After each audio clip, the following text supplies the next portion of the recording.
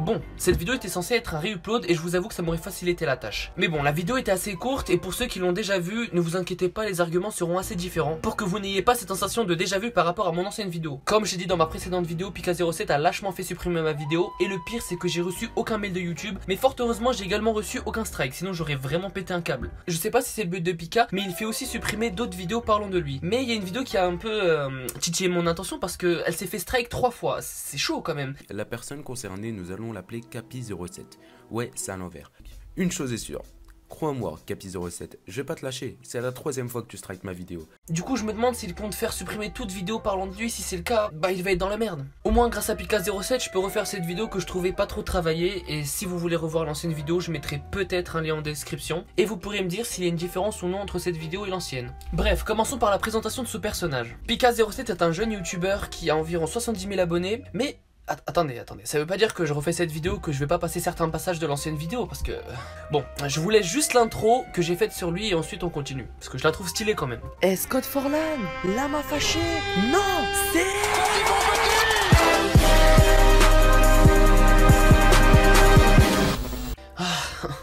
Mais vous savez ce qui est marrant de soulever chez ce youtubeur? Tu sais pas? Bah c'est le fait qu'il est un fan inconditionnel de Code Forlan et compagnie, puisqu'il fait exactement les mêmes techniques pour avoir masse abonnements, masse like, etc. Non mais sérieux, si tu prends Code Forlan, Lama Fessier, Topony et Tarek en IRL et que tu les places dans un mixeur tous ensemble, ça donne Pika07. La recette de Pika, c'est pas qu'il travaille ses vidéos, non, loin de là, c'est qu'il s'inspire de ses aînés qui ont été recueillis dans l'orphelinat des cancérigènes pour gagner des abonnements. Nuance. Malgré son jeune âge, Pika07 est présent sur YouTube uniquement pour brasser de l'argent et avoir le plus d'abonnés possible. Je pense sincèrement qu'il veut suivre le même chemin que Code Forlan. Mais le seul point positif que je peux lui donner, c'est que contrairement aux autres youtubeurs de ce type, c'est que lui a la décence de citer l'auteur dans la description et d'également dire en vidéo que les vidéos qu'il présente ne lui appartiennent pas.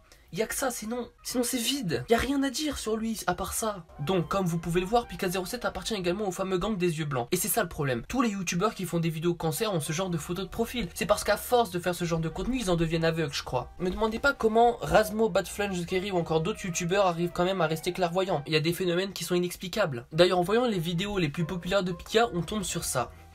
Ouais bon attends, raccourcis-moi un peu ça. Voilà, excellent. Mais attendez, mais qu'est-ce que c'est que ça putain? Et le pire c'est que sa vidéo la plus vue, bah c'est du putaclic. C'est quoi ce délire de faire des vidéos en mode ouais je sais pas monter une vidéo ni faire de miniatures pour faire croire que je suis un noob sur YouTube? Mais le pire c'est que ça a marché, 1 200 000 vues sur cette putain de vidéo. Mais on la voit même pas cette fille, 90% des personnes qui ont cliqué sur cette vidéo l'ont fait pour la fille en miniature. Et tu fais bien sûr d'autres miniatures complètement débiles parce qu'au lieu de mettre au moins l'une des têtes qu'on voit en vidéo dans tes miniatures, ce que tu fais c'est de taper sur Google en prenant la première image qui passe devant ta souris. Est-ce que c'est vraiment difficile pour toi de faire une miniature Pika? Bah non, vu que t'as l'habitude de faire des miniatures basiques, mais au moins t'en fais. Ah oui mais d'ailleurs, c'est quoi son délire avec les clowns, lapins et Père Noël tueur? C'est quoi la suite en fait? Les tortues Père Noël ninja tueur? Bah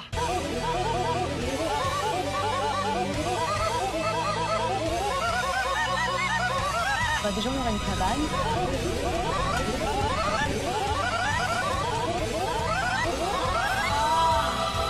Ah bah c'est trop tard, c'est déjà fait. Quel dommage pour toi Pika. Tu ne pourras pas piquer cette innovation, vu que je vais de ce pas déposer cette œuvre d'art au musée du Louvre. Et si on met en commun toutes ces vidéos parlant de clown, Père Noël, tueur et toute sa clique, donc 48 vidéos à l'heure actuelle où je monte cette vidéo, il y a 17 vidéos parlant de ça. 17! C'est-à-dire que le mec il pompe à fond le buzz. Mais encore certaines de ces vidéos sont putaclic parce que ce sont simplement des vidéos réactions. Quand je parle de putaclicisme, je parle évidemment de titres mensongers par rapport à la vidéo. Il aurait pu écrire réaction à côté de sa vidéo mais après je le comprends. Ça lui aurait rapporté beaucoup moins de vues en optant pour cette option. Bonjour. Hey, hey, hey. I like bitch who is your mess. Hey, can't keep my dick in my pants. Hey, my bitch don't love me no more. Hey, she kick me out on live bro.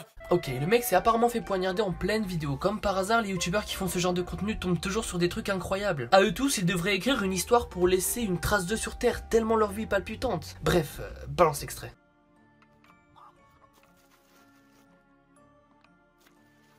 Attends, un clown tueur en survêtement. Ah bah franchement, bravo Pika, avec tout ce que t'as pu faire sur YouTube, t'es même pas capable de louer un foutu costume de clown tueur. Et puis cette fameuse blessure n'est pas si grosse que ça. Je suis sûr qu'au fond, pendant que tu faisais ta vidéo, t'es tombé comme une vieille merde et que du coup, tu t'es ouvert ton petit genou tout fragile. Et puis c'est carrément impossible qu'il te poignarde le genou parce qu'au moment de l'impact, on voit clairement qu'il t'a visé le haut du corps. Ou sinon, tu t'es toi-même planté le couteau dans le genou. Et alors là, je pense qu'on aura quand même atteint le paroxysme de ce que peut faire une personne pour simplement avoir des vues. Et d'ailleurs, on m'explique pourquoi le clown en survêt tueur le poignarde avec ce truc truc chelou qui ressemble plus à un stylo 4 couleurs qu'autre chose. Et pourquoi il a pas utilisé le vrai couteau qu'il possède dans sa deuxième main, hein? Ah mais oui, je suis bête, mais comment il aurait pu poster sa vidéo s'il s'était vraiment fait poignarder? Mais vu que le clown tueur était assez gentil pour le poignarder avec ce stylo, Pika aurait pu lui demander du plot de sa vidéo sur sa chaîne directement. Parfois je me demande s'ils ont vraiment un cerveau. Les vidéos de Pika sont tellement vite qu'il y a quasiment aucun effort de montage, à part pour placer ses intros pour gagner probablement de fausses cartes Amazon, qu'il met dans quasiment toutes ses vidéos. Tu veux gagner 2 cartes cadeaux de ton choix, il te suffit de t'abonner à ma chaîne, d'activer les notifications, de mettre un pouce bleu à cette vidéo et de mettre des commentaires. Tu peux en mettre autant que tu veux pour augmenter tes chances. Ça fait déjà plus de 3 mois qu'on est en 2018 et t'as encore des gens qui arrivent à croire à ce genre de fake. Mais pourquoi ce genre de chaîne marche autant sur YouTube? Pourquoi certains arrivent carrément en tendance avec ce genre de vidéos? Non mais ça sert à rien de me répondre en fait, parce que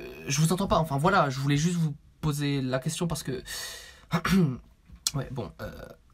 Et dernièrement il s'est mis à faire des lives du même style, tout aussi minable, pour faire gagner des codes, tout ça, tout au long de son live. Et dire qu'il a réussi à réunir plus de 1200 viewers sur son live simplement avec de faux codes. En gros sa technique c'est d'écrire dans le titre de son live: je donne des V-Bucks gratuits, des codes PSN, Google Play, tout ce que tu veux. Après ça il lance son live et attend environ 500 personnes pour poster sa nouvelle vidéo en disant qu'il faut spammer la vidéo en mettant la récompense voulue. Et pourquoi fait-il tout ça à votre avis? Enfin, encore une fois, ça sert à rien de me répondre vocalement, je t'entends pas, enfin je te l'ai déjà dit de toute façon. Mais t'inquiète, je vais répondre à ta place. En gros il fait ça pour avoir du référencement. Je trouve ça marrant parce qu'il se fait supprimer son live par YouTube pour spam et escroquerie, et que quand il relance son live, il ose dire que c'était un bug et non pour ça. Il est à peine au lycée qu'il commence déjà à faire des vidéos frauduleuses du genre comment avoir des produits gratuitement sans payer sur Amazon par exemple. Aujourd'hui, je vous présente enfin une nouvelle technique pour avoir tout gratuitement sur Amazon. Non voilà, donc faut savoir que genre au moins une fois par semaine je cherchais comment trouver du coup une nouvelle technique pour avoir tout gratuitement sur Amazon, parce que la technique précédente a été patchée malheureusement. Et du coup voilà. Et le pire c'est qu'il gagne vraiment des abonnés en faisant ce genre de vidéos. Bon, je vais pas vous montrer l'extrait où il nous montre cette fameuse technique simplement pour me dédouaner de tout futur problème qui peut se passer. Mais en gros, Pika présente une faille du système qui n'en est pas vraiment une, et il a le culot de dire qu'il n'incite personne à le faire. Je tiens à dire que c'est juste une faille que je vous présente, donc une faille simplement assez simple, mais voilà, je vous la présente juste, j'incite personne à le faire. Au contraire, même moi je l'ai pas fait, alors que la technique d'avant je l'avais essayé. Donc voilà, là je l'ai pas fait parce que je trouve que ça se fait pas pour le vendeur qui vend le produit, voilà. Je trouve que ça se fait pas. Après vous faites comme vous voulez, si vous voulez le faire ou pas, c'est à vous de voir. Je précise que je suis en aucun cas responsable de ce que vous faites avec, donc voilà, moi je précise, je le fais pas. Je trouve que ça se fait pas, après c'est comme vous voulez, je vous présente juste la technique, rien de plus.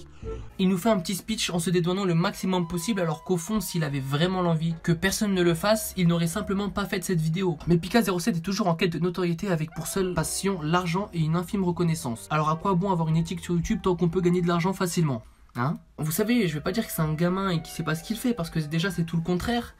Enfin, je pense sincèrement que c'est tout le contraire, on peut pas dire ça.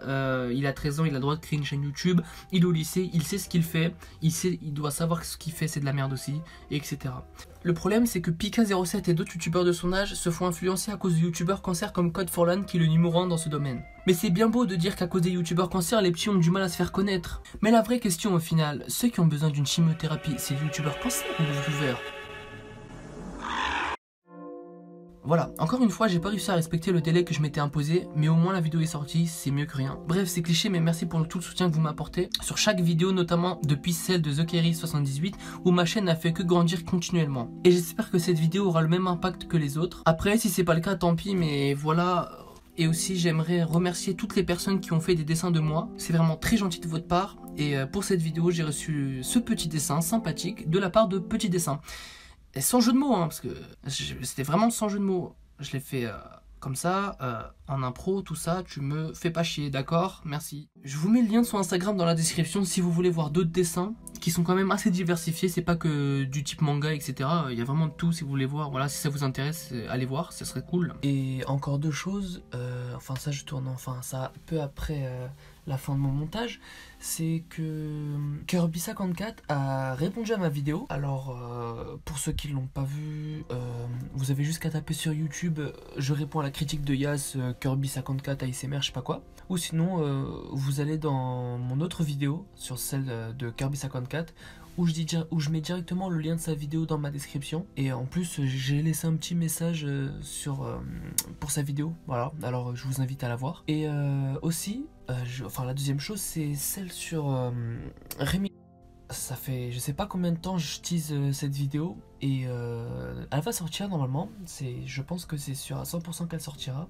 Voilà, après Greg Guillotin, il y avait qui encore qui nous a déçus. Bref, Greg Guillotin ou je sais plus qui, ce genre de personnes qui qui fait des bons trucs, et bah c'est du fake aussi. Je suis pas censé dire Rémi, enfin je suis pas censé dire le nom de famille de Rémi, mais du coup ça va être flouté hein, comme par hasard, merci. Du coup ça sera une vidéo sur Rémi. Voilà, j'ai du mal à parler de ce truc de malade parce que là je suis en total impro. Alors du coup, là ce qui va se passer c'est que quand je vais faire une vidéo sur Rémi, mais en fait c'est un truc de malade parce que j'arrête pas de dire Rémi, on va l'appeler Rémi G, voilà. Parce que c'est simple. Alors pour Rémi G, ce qui sera difficile, c'est qu'il faudra que je floute, que je modifie la vidéo à fond parce que il strike tout ce qui bouge à peu près. Parce qu'il y a un mec qui s'est fait strike 2 fois sa vidéo sur Rémi G par son network. Et du coup, faudra que je fasse très attention. C'est pour ça que j'évite de l'appeler par son nom de famille parce qu'il peut très bien strike cette vidéo aussi, on sait jamais. Et voilà. J'aurais bien aimé atteindre les 10 minutes, mais je pense que là c'est vraiment impossible. Avec tous les efforts que je peux faire là pour cette vidéo, c'est impossible parce que j'avais pas trop envie de me répéter. Mais bon, ça c'est vraiment impossible, je sais pas quoi faire. Alors si vous avez des idées ou sinon je peux mettre une petite outro à la fin. Ouais, c'est ce qu'on va faire. On va faire 2 petites outros. Alors vous allez voir, ça va être sympa. Allez, à tout de suite. Attention les crèches, ça fin, et hop, comme ça, comme. Ouais, merde.